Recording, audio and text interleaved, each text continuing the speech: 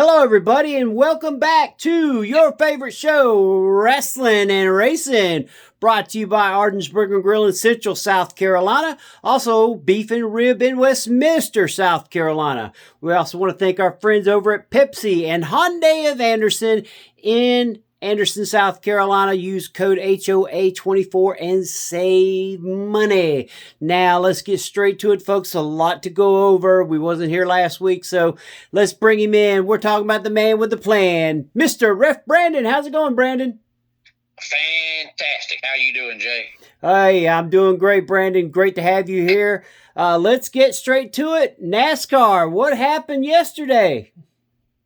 Well, we had our eighth different winner of the season. They were at Nashville last night at 7 o'clock was the actual official start time, and we had our eighth different winner of the year with Ryan Blaney bringing home the victory, followed by Carson Hocevar. And if Carson keeps this up, he may end up sneaking up winning the race before the year is over with. It seems like every 3-4 races he's in the top five. Denny Hamlin third, Joey Logano fourth, William Byron fifth, and then 6 through 10 was Bubba Wallace, Eric Jones, Kyle Larson, Tyler Reddick, and Christopher Bell. And Jay, I'm not sure how many folks are getting to watch the current races because last week's race, yesterday's race, and the next three are on Amazon Prime, and I still don't know how many people have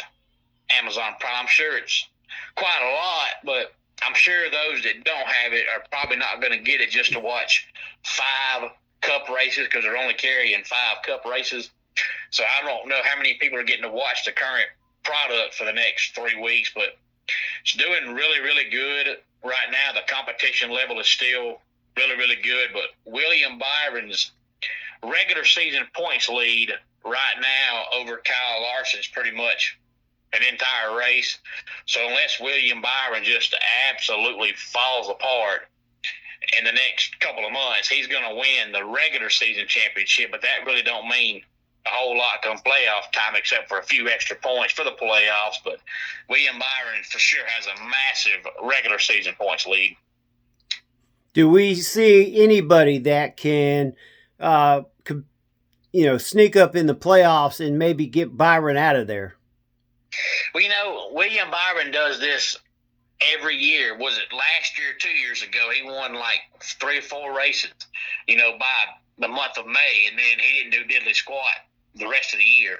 So William Byron needs to show that he can be consistent, all year long. But Kyle Larson himself has led more laps this year than the other 3 Hendrick drivers combined. So Kyle Larson is the one that's running up front in the lead the most, but when Kyle Larson doesn't win, he doesn't always finish well, whereas Byron finishes up front every week. But before the season started, I picked Kyle Larson to win the championship this year because he seems to be the most consistent as far as winning races that Hendrick has. But the rest of the drivers, like Alex Bowman, never wins. But typically, if he don't get caught in a wreck, he runs top 10. Whereas Kyle Larson will win a race and he'll finish 35th the next week. Yeah. So, and that's what kept Kyle Larson from winning it last year. If he don't win, he's in the back. He's literally checkers of records. But he's definitely the one that wins the most races of the Hendrick group. But he's not consistent. He's either up front or at the back. But I'll still stick with Kyle Larson as my champion this season.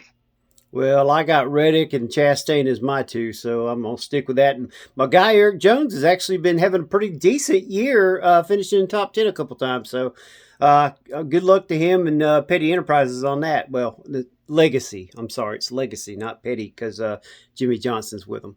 All right, well, Brandon, let's get on over to pro wrestling. Speaking of pro wrestling, did we do anything over the last 2 weeks? I did. This past weekend I had 2 shows. Saturday I was at OSWA, which is in Cornelia, Georgia. And then Sunday afternoon I was in Royston, Georgia for Scrappy Championship Wrestling. So I had a show Saturday and I had a show on Sunday. All right. Anything coming up this weekend? This weekend, to my knowledge, I don't think so. My pastor's son wrestles now, and he got booked for Wrestling for Christ Saturday night, which is in Kings Mountain, North Carolina. So I'm going to ride with him for moral support, but if I get there and they need a ref, I'll ref. But to my knowledge, I'm not reffing on Saturday. I'm just going for moral support because I'm not booked and he's new. And he likes having people in the crowd that he knows. It makes him feel comfortable. So I'm going for moral support. But if I get there and they need me, I'll ref. Sounds like a plan. Well, Brandon, we had AEW this past weekend put on a pay-per-view. And, of course, at the same time, the WWE was sticking their nose out there because they feel like they're just going to try to compete with AEW on pay-per-views. And this weekend, I think AEW came out with a better pay-per-view. What was your thoughts? Yeah, you and I talk all the time about how AEW has, phenomenal pay-per-views, but the problem with AEW, for the most part, in the past has been that their weekly TV has been terrible.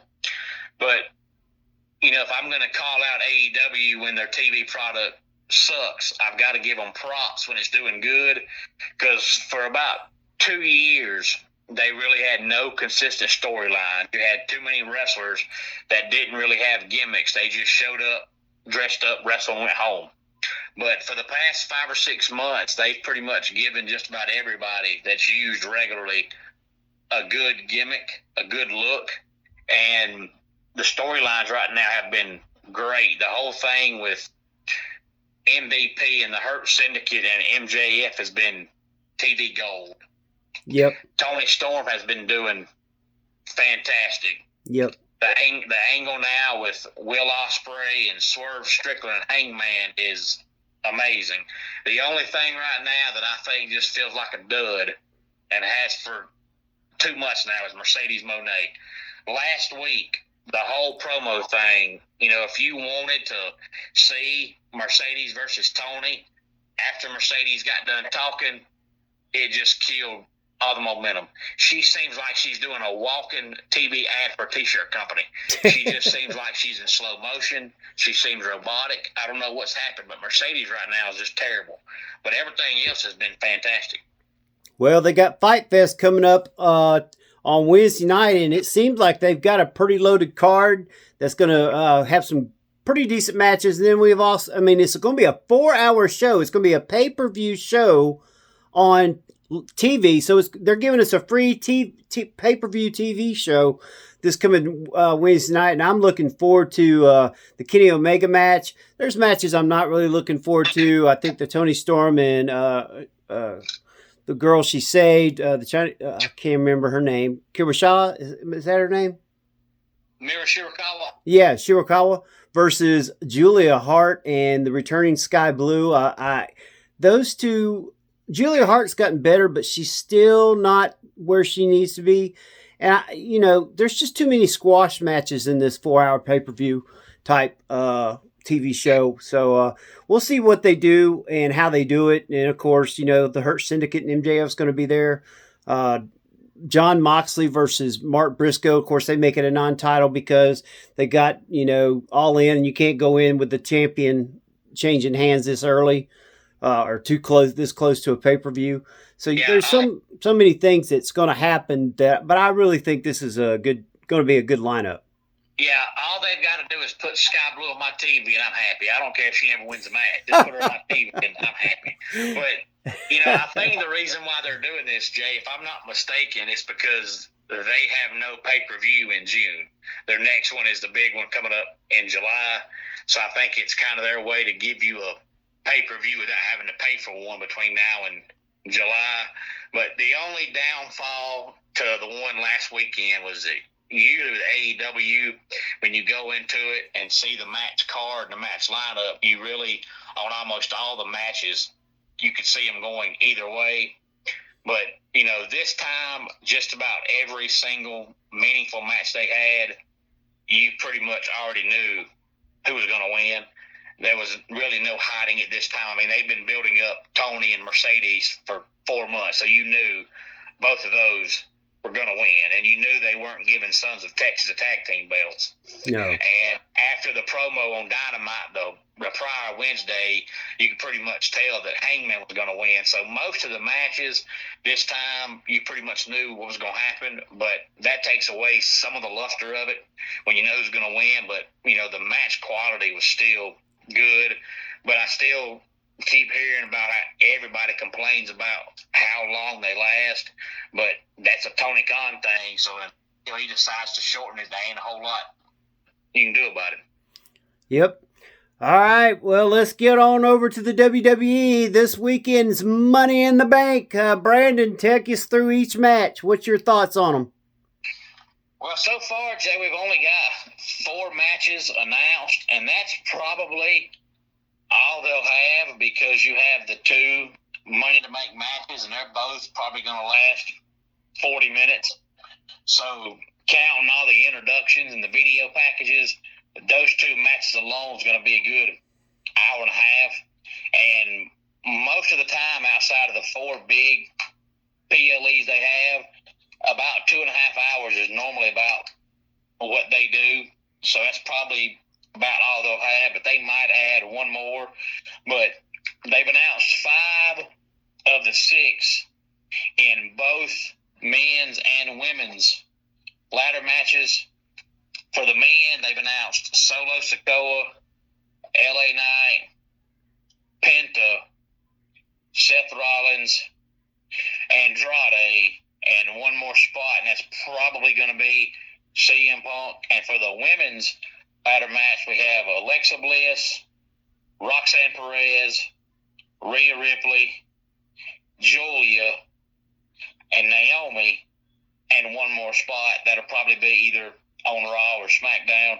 So it's kind of hard to pick a winner when you don't really know who the 6th person is going to be. But the men, I don't think it's going to be Solo or LA Knight or Penta or Andrade.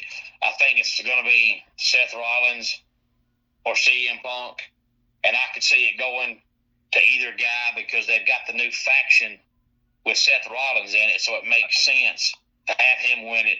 But at the same time, CM Punk is the most popular guy they've got right now, so I could see CM Punk winning it.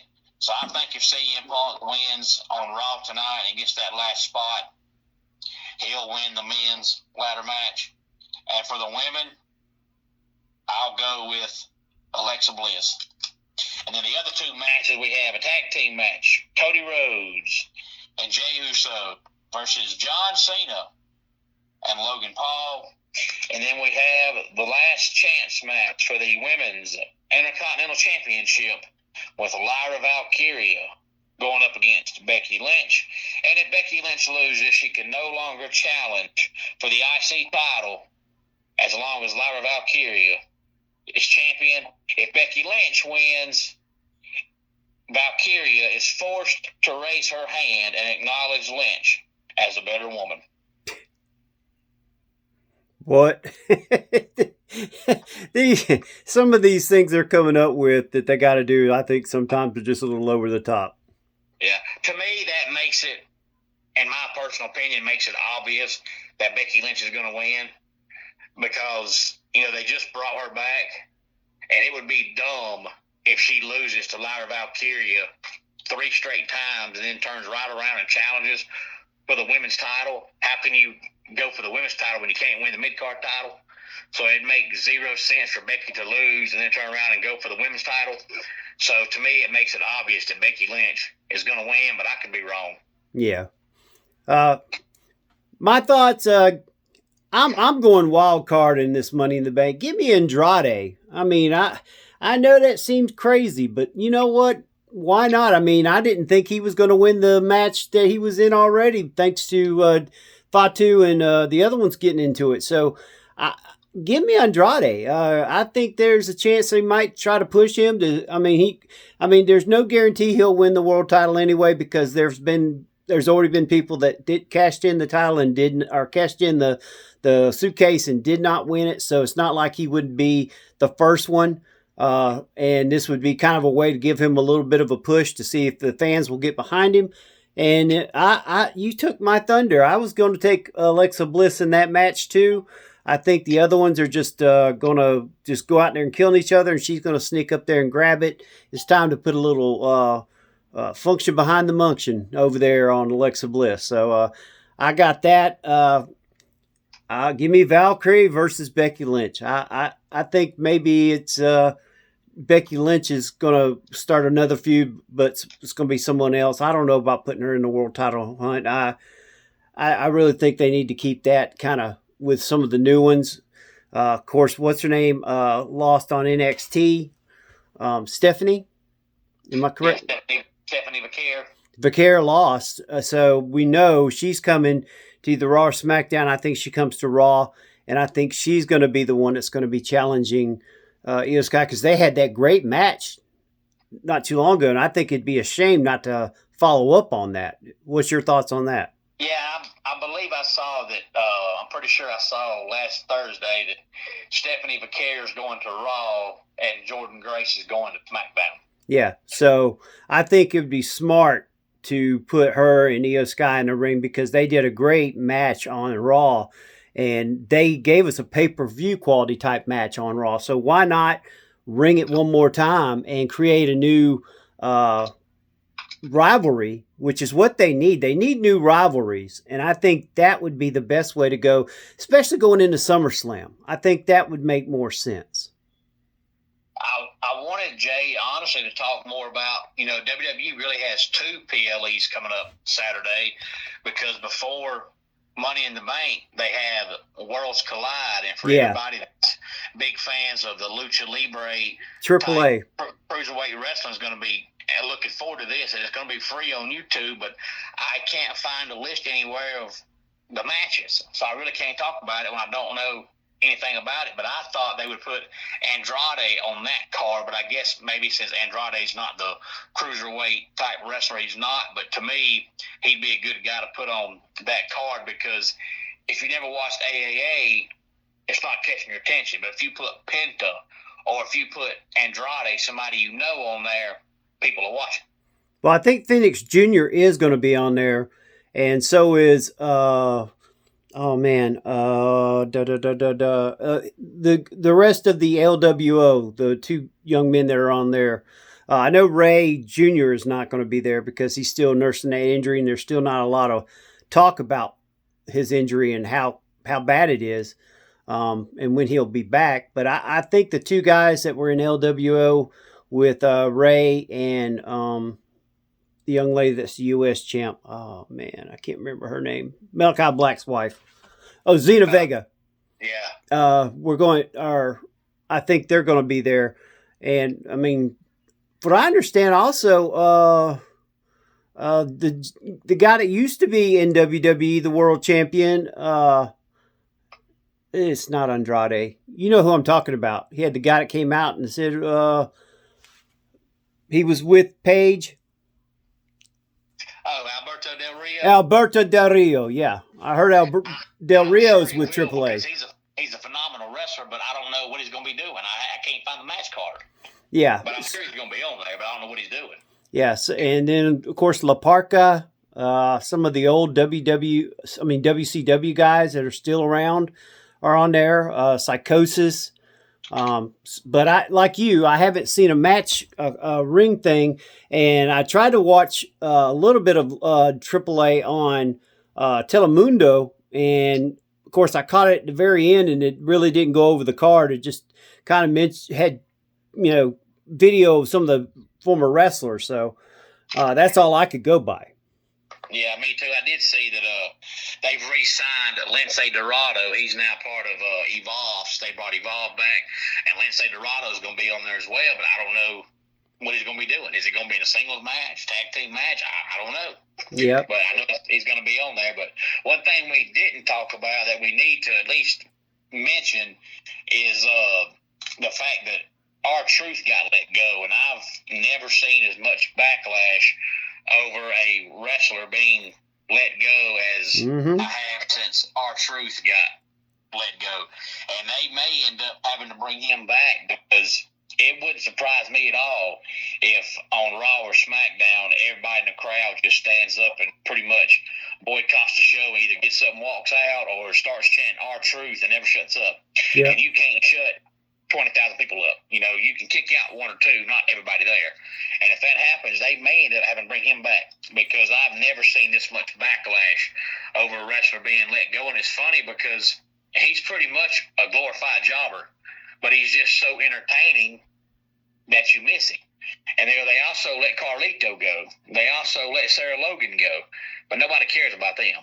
Well, Carlito just won the world wide cancels world championship down in Puerto Rico. His father's promotion. So there was talk that he was supposed to he said he had 14 days on his contract still in WWE, and he just wanted to he didn't really want to wrestle. He didn't mind doing what he was doing up there, just, being in the background. But of course, like you said, they've let him go. Sarah Logan, she hasn't been on there in a while anyway. She was there with the War Raiders, and then she disappeared. So there's really haven't been much about her.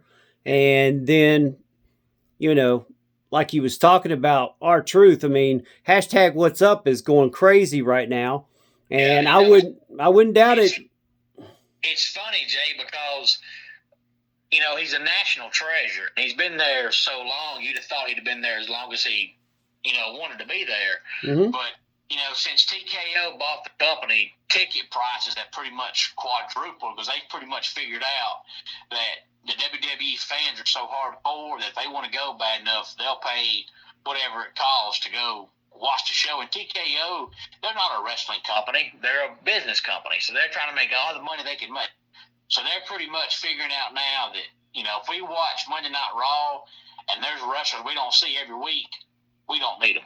We're not going to pay somebody to only show up every once in a while or show up for 3 minutes. And R-Truth spots are never more than 3 minutes a piece, never. But he was so entertaining, but it's going to terrify everybody backstage now, because now it's got to the point to where if your contract is running out and they're not coming to you about a new one, you may be out the door. So you might see more and more stars now trying to re-up their contract just to make sure they ain't getting let go.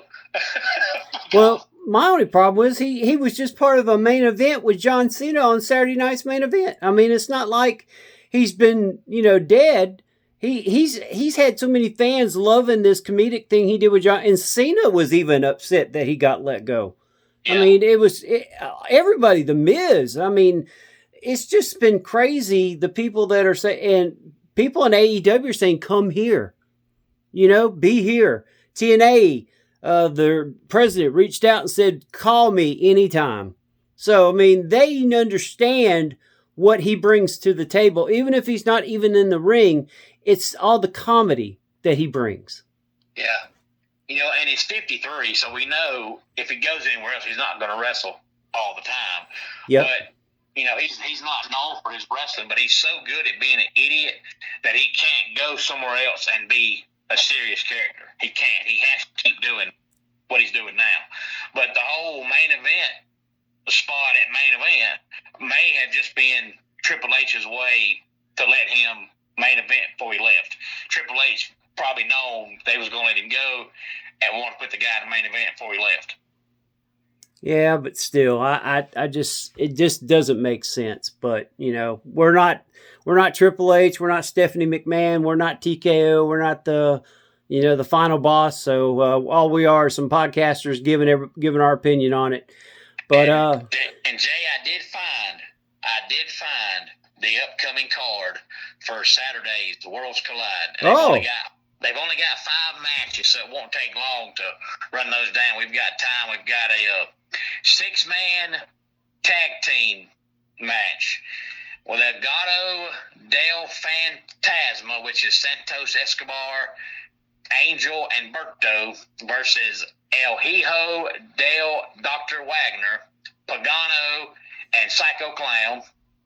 And then in a singles match for the AAA Mega Championship, we've got El Hijo del Vikingo versus Chad Gable. In a fatal four-way match for the NXT North American Championship, we've got Ray Phoenix, Laredo Kid, Javon Evans, and Ethan Page.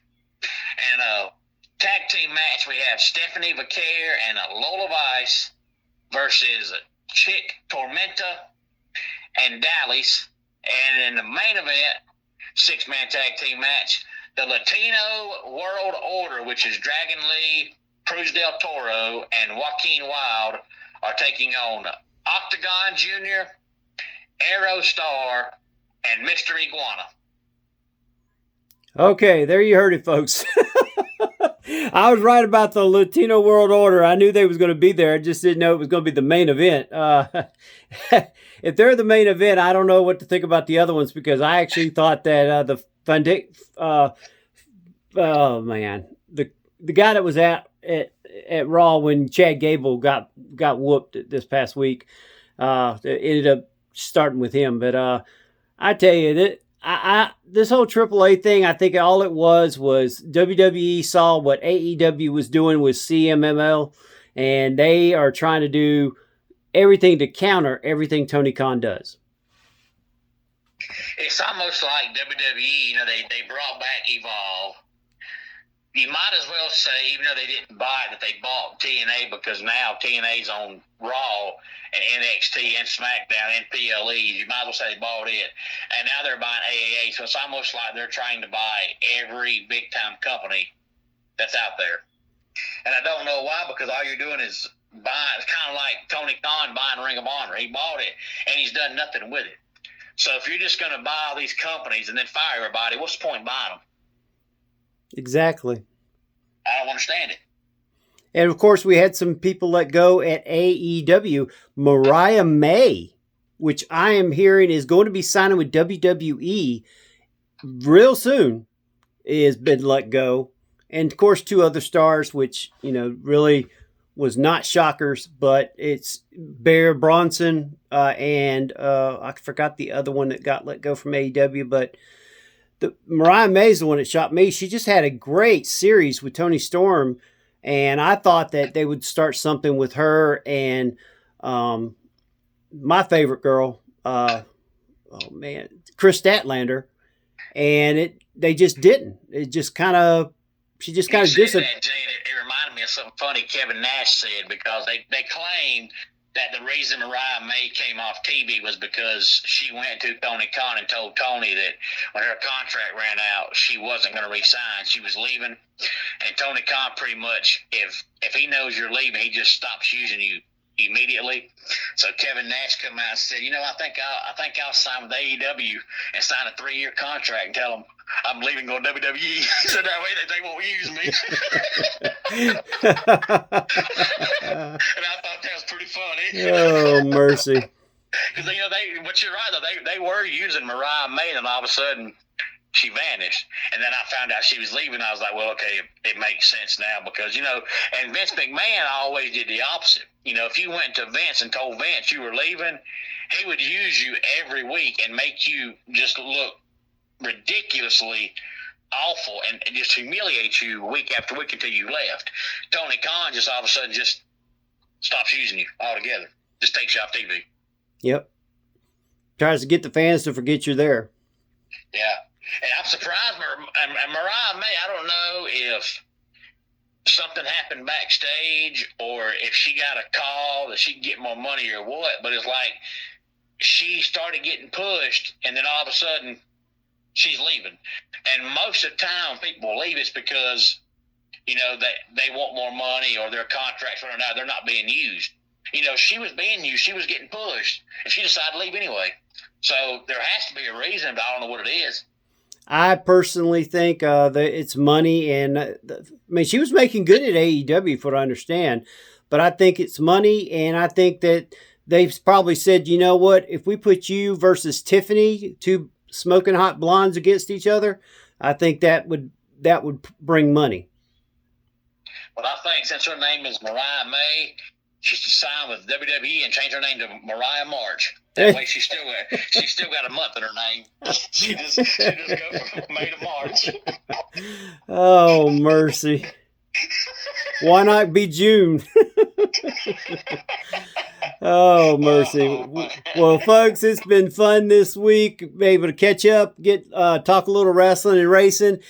Of course, we are brought to you each and every week by Ardensburg and Grill in Central South Carolina, Beef and Rib in Westminster, South Carolina, Pepsi Cola, and of course, Hyundai of Anderson. Use code HOA24. Well, there you heard him. He is Ref Brandon. You can catch him on YouTube. Brandon, tell them where they can catch you. Ref Brandon and the Todd family. And I still post just about every single day. College football, wrestling, NASCAR, college basketball, NBA, top 10 countdowns that may not be about sports at all, Major League Baseball, college baseball, anything that's the three major stick and ball sports or NASCAR related or wrestling related, I usually cover. There you go. And also, don't forget to go to Redbubble and look up the Greenville Sports Media collection, and you can get your Rasslin Racin podcast hat like I'm wearing right now. Go and get you one. Go get the shirts. You name it, we got it. Rasslin and Racin here on Greenville Sports Media. This has been Jay. He's Brandon. And this is the end of Rasslin and Racin. See you next week, everybody.